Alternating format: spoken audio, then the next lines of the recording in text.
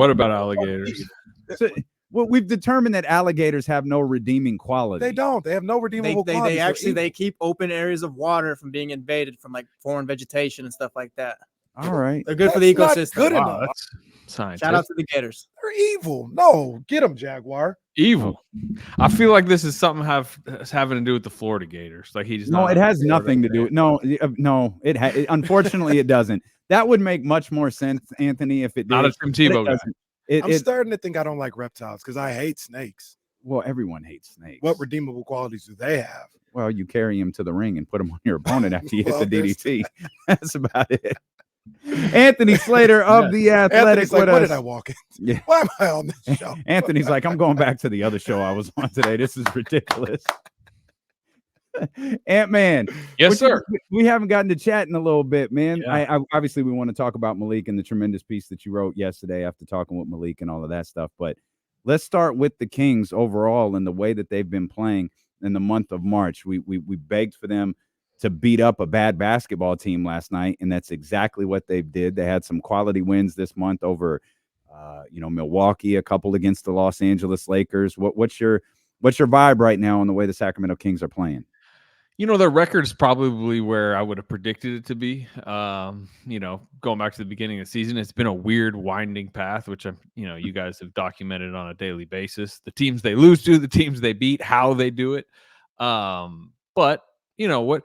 I'm trying to think. I'm not doing the quick math here, but their pace is probably right around where it was last season. Maybe even which was a struggle to start the year. Like Mike would point that out a lot, that we're just not moving the way we did to get to that point. Really. Yeah, and also like that was a fluky 3 seed last year in a sense of like what record got you the 3 seed, and so you expected them to be a slightly improved basketball team this year. They didn't really change their personnel much, but you're like Keegan Murray a little leap, just more continuity. Second year in Mike Brown's defensive system, and I would say I think they're a little bit better, a little bit sturdier as a playoff threat, especially considering we learned about some of their players in the playoffs last year. They learned a little bit about themselves. It's going to depend on matchup, who they get in the first round. Avoid Denver at all costs would be my suggestion really to anybody down there in the West. But if they get a Minnesota, a Thunder, I think they could threaten. Do you look at this particular Kings season as typical for the traditional path that the Kings are on, right? Like a lot of people are like, oh, they're not a championship contender. They're not this, they're not that.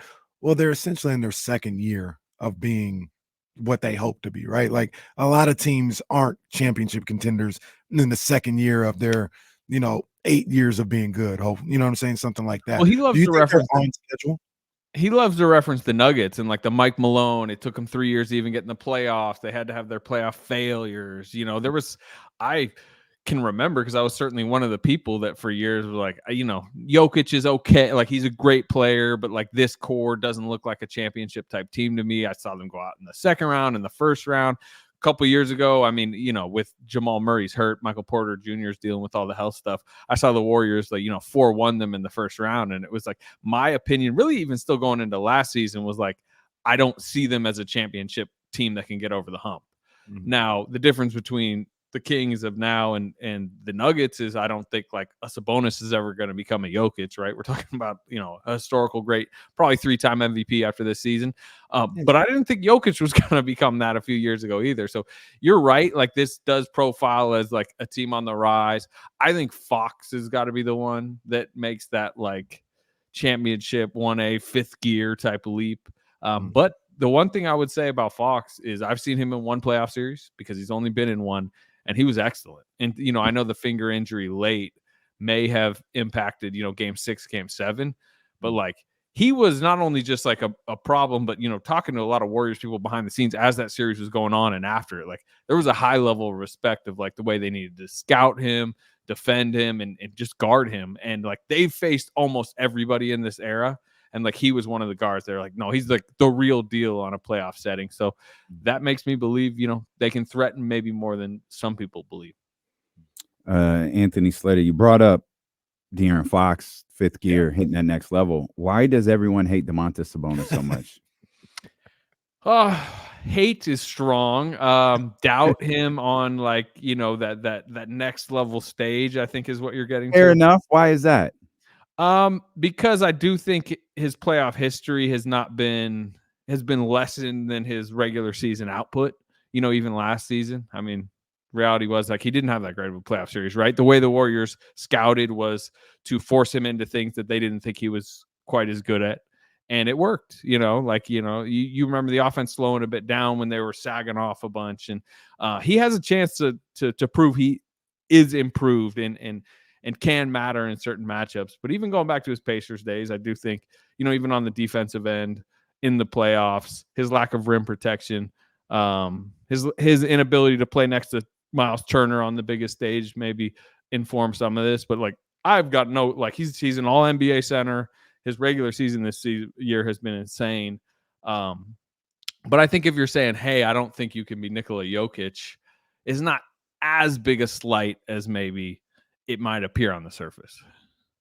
The thing that I always think about with Sabonis is, did he play up to his regular season standard in the playoffs? Absolutely not. But people act like this was the worst postseason he ever had. He still averaged like 16 and 10. His assists were down, but that had to do with it's an assist, right? Like the passes were still there. He was generating the same looks. Kevin Huerter, Keegan Murray for the first half of that series couldn't throw it in the ocean. Harrison Barnes couldn't throw it in the ocean. So that's one of the reasons why those things are down. And then you look at somebody who I think is really good. And I love, but Bam Adebayo was just as awful last year. And he's an all-star, and I have my Bam Adebayo doubts as well in the playoffs. But like, Sabonis should have been an all-star. Like, I wouldn't take it that far, but I would say, like, you mentioned the Fox piece I did, which I'm sure we're going to get to some Malik Monk stuff, but Fox had a quote in that, and he was talking about Monk and himself and what they learned in the playoffs, and just like that shot creation, going and getting your own, being able to get to your mid-range. Like, it matters more in the playoffs when teams scout you better. They pick at weaknesses. They take away some of the DHO stuff to Kevin Huerter. Everything just gets more physical. In my opinion, that takes away some of the stuff that Sabonis does well and elevates some of the stuff that Fox and Monk do very well. Monk and Fox were probably their two best players in that series, because it was like they could just go and get by you one-on-one and score. And I just think scoring guards like that matter more in the second round in the West Finals than maybe your more skilled center that isn't shooting the jumper as much, that needs some of the DHO stuff. It's nuanced stuff. Again, I definitely don't want to come on here and like criticize Sabonis. I think I'm going to vote him all NBA. So I'm talking about a top 15 player in the league this year. But I think there's a fair belief that like what he does doesn't impact winning as much as like what a Fox does in the playoffs. That's interesting. Let's keep track of this, by the way. This is the new bit. We're keeping track of everyone who says they're voting for Domas, because if these numbers don't check out at the end of the year, I got some problems. You mentioned Domas. Transparent, by the way. You'll see, it comes out afterwards. Yeah. Oh, that's right. It does. I do remember reading that the other day. It does. I didn't know that before the other day, too, that it comes out. Will you vote De'Aaron? I haven't got to the point where I've needed to look at it, but I would that's going to be tougher. 2 Kings out of the 15. I think Sabonis has had a better, more consistent season than Fox. The names at 14, 15, 16, 17 of this whole NBA list get really difficult to parse out. So I would say I'm much more likely and expected to vote Sabonis than maybe Fox. But I'm not saying I'm not voting Fox. I just haven't looked at it deep enough yet. I got you. Yeah, I got you. Before, I do want to talk about the piece you wrote on Malik and talk, about the most intriguing player the Sacramento Kings have right now, especially headed into this offseason. But the second most intriguing player on the Sacramento Kings right now, Anthony, might be Keon Ellis. Can you offer any insight as to what Keon Ellis might mean to Mike Brown? Because we've speculated over the last couple of weeks that Keon is the guy Mike has been looking for since he took over as the Sacramento Kings head coach at the beginning of last year. Yeah, long, active defenders who deflect and disrupt, but also don't have the responsibility that De'Aaron Fox has on the other end. Because like he'll tell you a lot of the same defensive tools that Ellis has, Fox has, but he's also like, De'Aaron, you need to score 31. You need to take a bunch of shots. You need to conserve your energy and guard the worst player on the other team for stretches of the game because like they need him on the offensive end. Where Keon Ellis is the type of guy he can say take 2 shots tonight, 2 open threes if you have them, but lock into your defensive assignment. Use most of your energy trying to guard a Jalen Brunson, Gary Trent, whoever they feel like is the most dangerous. And yeah, he has been looking for that. He's been obsessed with this like closeout thing, like the way they can't, they don't close out as well as other teams, and he blames a lot of it like they're a low wingspan team. A lot of their guards aren't just short, or even wings aren't just short, but they're not long. They're not super bouncy, athletic. Keon Ellis is. I don't know what his exact wingspan is, but you can feel the length out there. You see it with the steals and the deflections, the blocks. How about some of the blocks he had on Bane? That was crazy. Yeah. I didn't know he had that. I think it's 6'8", right? Yeah, like 6'7", 6'8". Yeah, that's a very plus wingspan, from the height. And yeah, he had, he searched for it with Kessler Edwards, right? Who did he have who was his first year at camp? He took KZ Okpala. Mm-hmm. There's been guys. He'll go search. Former King starter KZ Okpala. Right. It's also what Davion Mitchell hasn't been able to develop into. I mean, still think Davion can help, and but he's just it was just the knock about him coming out of the draft. He's short and the wingspan's not long. He can be a pest, but in the NBA, especially on bigger scoring wings, when you need to upsize, downsize, you need length. And Keon Ellis has it, and he's growing. And like Mike clearly has do you think Kevin Huerter's getting his starting job back? No, not now. I don't. I didn't think he was going to lose it. Yeah. Like if he was stayed healthy, but I think Mike got the perfect way to. Yeah. I mean, obviously, no one wishes injury upon anyone, but this made Mike's decision to me really, really easy and uncomplicated. Yeah. The other thing, and this really matters, and it's really going to matter as we start to talk about not only the Malik Monk offseason potential contract, but Keegan Murray's extension eligibility is coming down the line in the future. What Sabonis is making, Fox is making. Keon Ellis, I'm looking now at his contract, $683,000 the rest of this season, $2.1 million next season. Then they have a team option for $2.3. So that's a really, really affordable the next few years, and they need affordable impact players to round out this roster because they're going to need to save money somewhere. I'm gonna read this just because Anthony's with us. We got to get to the Malik Monk thing, but this from your partner over at The Athletic. The NBA is the Shams Charania. The NBA is shutting down the G League Ignite team after this season. Oh wow! Canceling the development squad of elite draft prospects and veterans that launched in 2020. Full story, of course, over at The Athletic. That's stunning. Very stunning. It's gone poorly this season.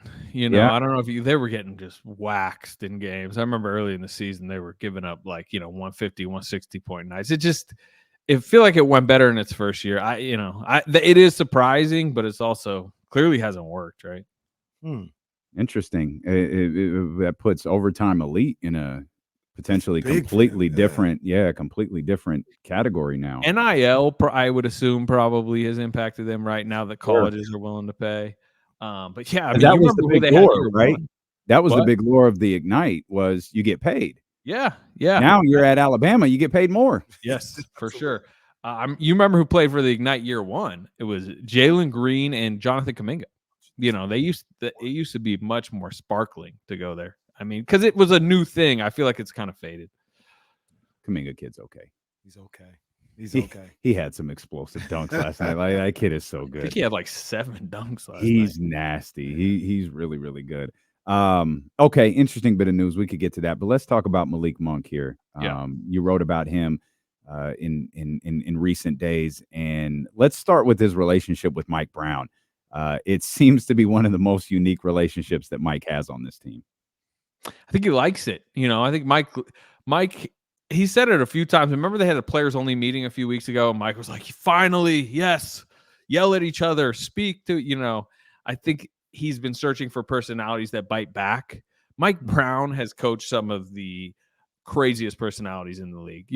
I mean, you guys probably remember this, but you know who was the first behind Ron Artest in the Malice at the Palace? You know who was chasing him down?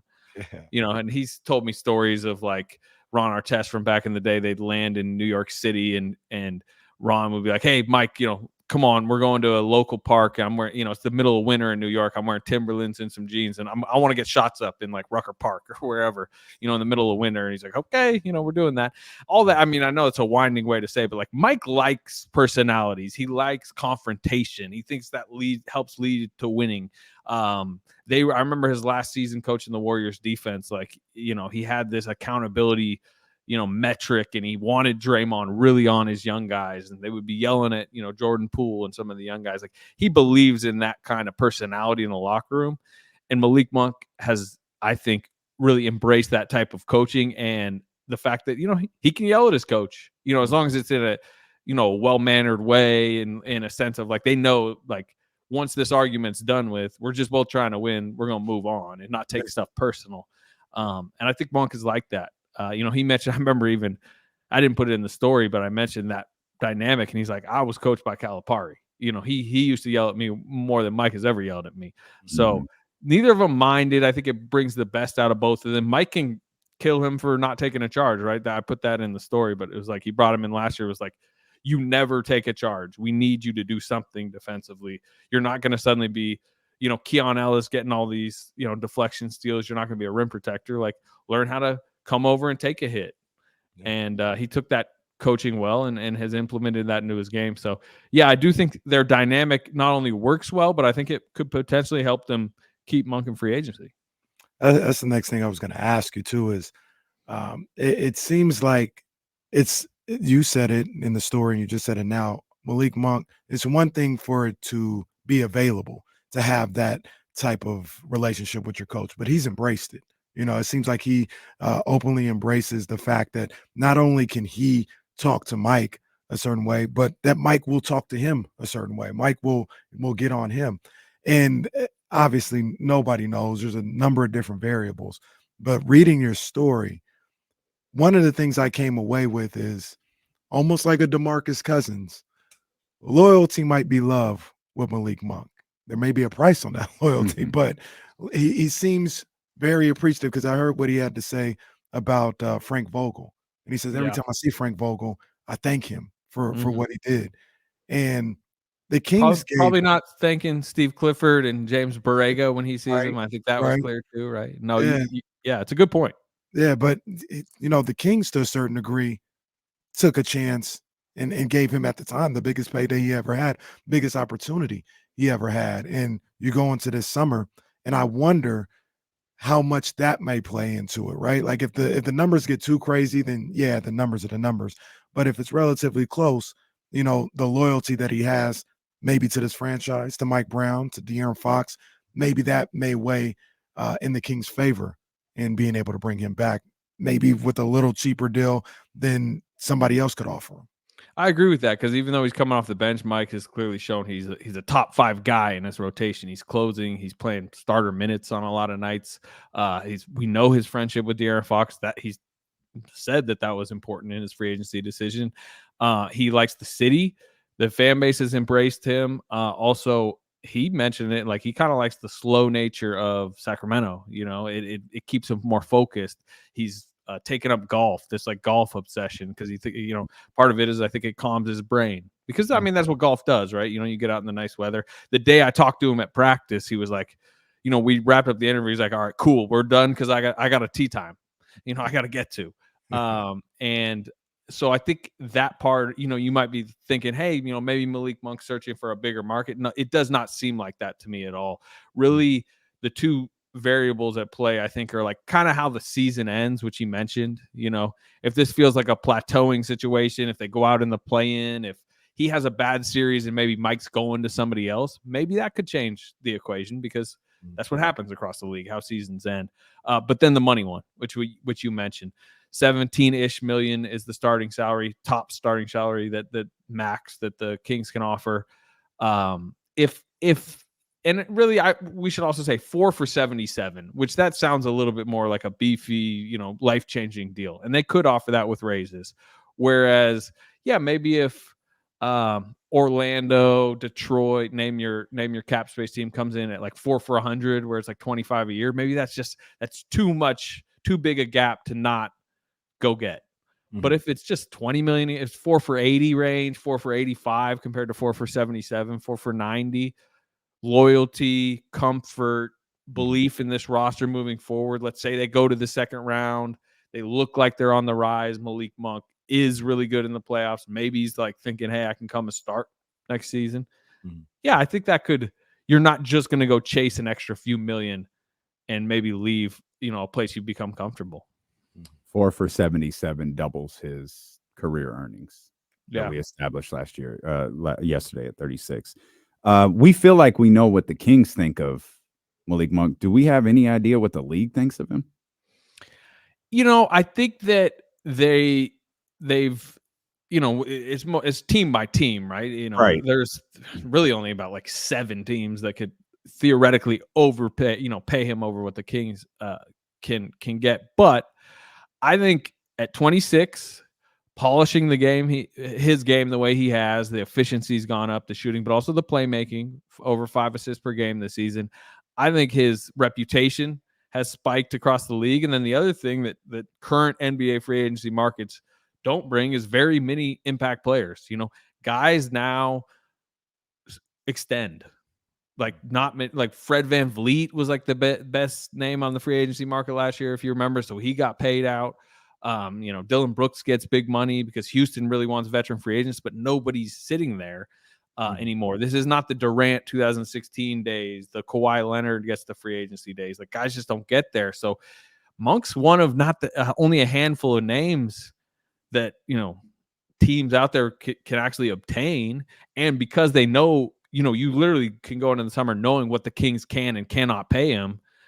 You can try to, you might have to go over the top, but you might be willing to do that. So it's a long-winded way of answering your question. Like, I think because of his age and production, he has a pretty grand appeal out there. You know what just dawned on me too? I feel like Jamal Mosley and Malik Monk might kill each other. Jamal Mosley's a giant personality. Like those two, like what you just said, like Mike and Malik can go at it. And I think a lot of that has to do, obviously Malik has a certain disposition that works, but Mike has a disposition where it's easy to clash and then walk away and like, no, we're fine. Right. But we had to have that clash. Jamal might be like, yo, see me outside. Like, you just watched Jamal Mosley just during a game. Yeah. And he's tough. Yeah. He's tough.